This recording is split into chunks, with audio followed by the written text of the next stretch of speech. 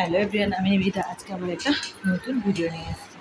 আজকে সকালবেলা ওই 12টার দিকে সবাই মিলে পুকুর থেকে এই যে একটা বড় শোল মাছ ধরেছে। কত বড় শোল মাছটা দেখুন। আর এই মাছগুলো ধরেছে, তো এটাকে আজকে আমি ধোকা বানাবো, শোল মাছের ধোকা। আর আমার ছেলে মাছগুলোকে ধরে ধরে খেলা করছে। কত বড় শোল মাছ। যাই হোক, মাছটাকে কেটে কুটে নিয়ে একদম রান্নাঘরে এসে হাজির হচ্ছে।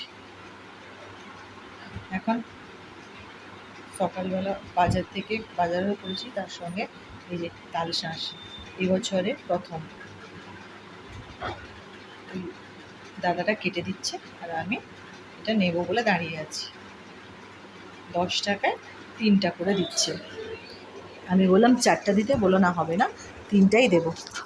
যাই হোক, ওদের যার দাম সেটা হয়তো নিতে হবে। তো এখন আমি তাল শাঁস নেবো বলে দাঁড়িয়েছি। দেখুন ছোটো ছোটো তালগুলো কি সুন্দর করে কাটছে ওরা। ডাবের থেকেও শক্ত, জানেন তো খোসাগুলো। ডাব কাটতে যতটা কষ্ট না হয়, তাল শাঁসটা কাটতে অনেক বেশি কষ্ট হয়। মানে আপনারা বলবেন কী করে, তুমি কি কেটেছো? না, আমি সামনে দাঁড়িয়েছিলাম, তো অনুভব করেছি যে কতটা শক্ত হতে পারে।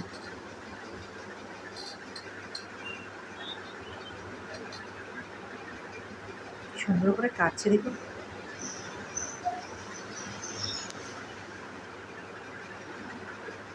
এবার এটাকে একটা একটা সাইড করে কেটে খাল তুলে দেবে। ছালগুলোকে ছোটো ছোটো করে টুকরো করে তুলে দেবে।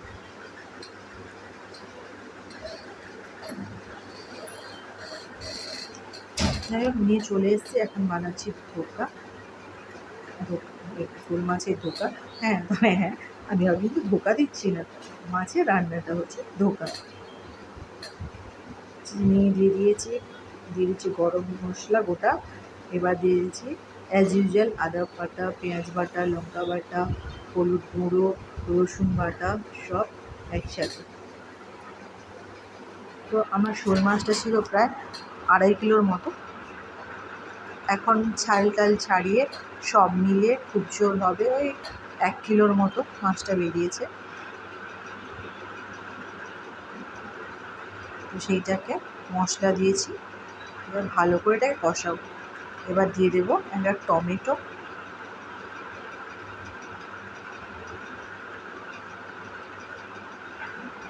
দুটো টমেটো দিয়েছি। এবার এটাকে অনেকটা সময় ধরে কষাবো। আমরা ঝোলের জন্য যতটা মশলা কষাই, তার থেকেও আর একটু বেশি আমাদের কষাতে হবে এটাকে। আমি মাছ আর আলুটাকে সেদ্ধ করে রেখে দিয়েছি। আলু আর এটা মাছ।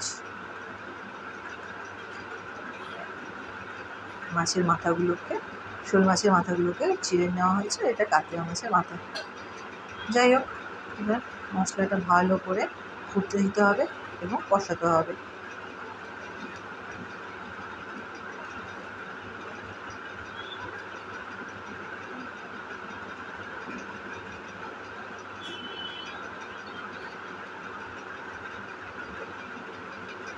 ভালো করে এটাকে আমি কষিয়ে নেব।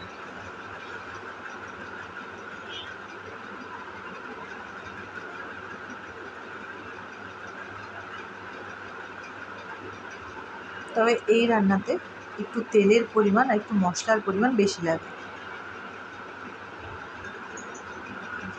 মশলাটা খুব ধৈর্য ধরে আস্তে আস্তে আস্তে আস্তে করে কষাতে হবে, যাতে মশলার উপরে তেলটা ছেড়ে চলে যায়।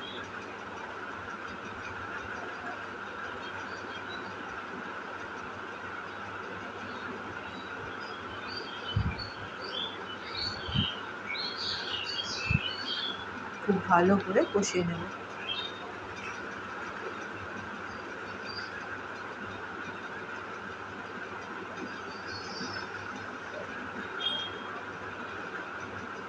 এবার দিয়ে দিচ্ছি আলুটাকে একটু নাড়াচাড়া করে তারপরে মাছ দেব।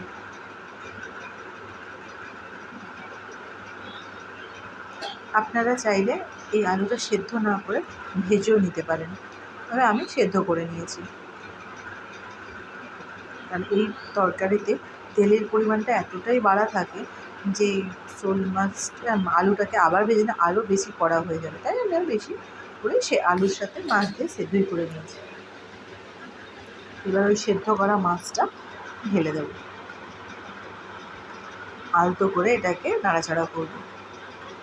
ভাঙবে না যদিও, তবুও একটু সাবধানতা নিয়ে এটাকে নাড়াচাড়া করতে হয়।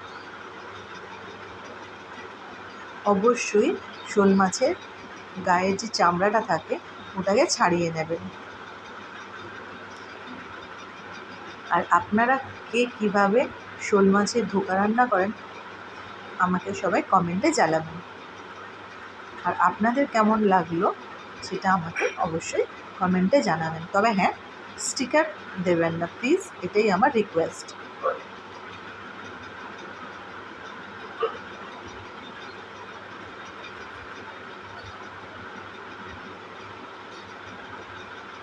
মশলাটা প্রায় কষানো হয়ে গেছে, মাছগুলো আলুগুলো ঠিকঠাক মনে হচ্ছে মজেই গেছে।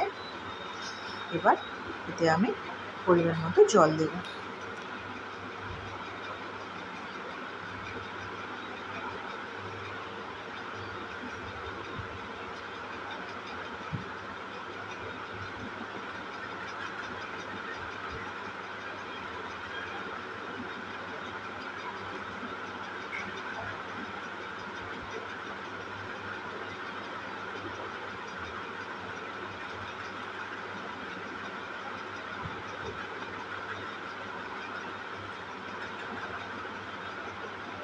আমার মশলা কষানো হয়ে গেছে, সব কিছু রেডি। এবার আমি দিয়ে দিলাম পরিমাণ মতো জল। বেশি জল দেবো না, যেহেতু আলু সেদ্ধ করা আছে, আমার যতটুকু দরকার ততটুকুই দেবো। কারণ এটা তো বেশি ঝোল ঝোল ভাল লাগে না, জাস্ট মাখা মাখা লাগবে, কষা কষার মতো। ব্যাস